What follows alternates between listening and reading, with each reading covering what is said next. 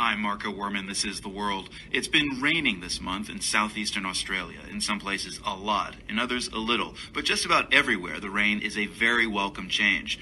The region recently emerged from more than a decade of drought, and many climate scientists predict an even drier future. That's bad news for the region's farmers. And those farmers recently got even more bad news from the Australian government. It says they'll have to permanently cut back their water use in order to protect the environment. The World's Jason Margolis spoke to some Australian farmers who are not happy about that.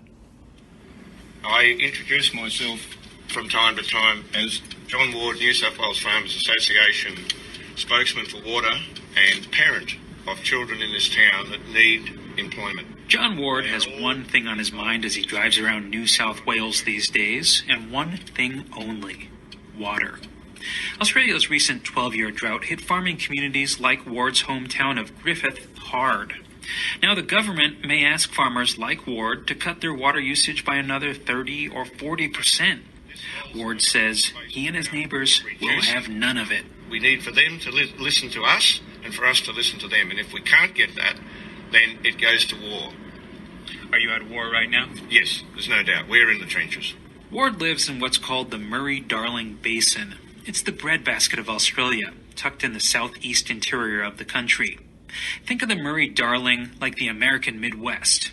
Now imagine if the U.S. government told farmers in Indiana, Illinois, Iowa, Missouri, Minnesota, Wisconsin, and Ohio that they've taken more than their fair share of water, and now they'll have to give a third of it or more back to the environment.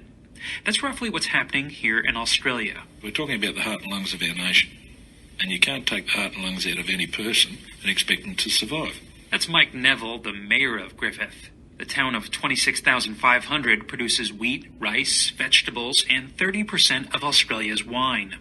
This area became the country's major food-growing region through intensive management of its many rivers and tributaries.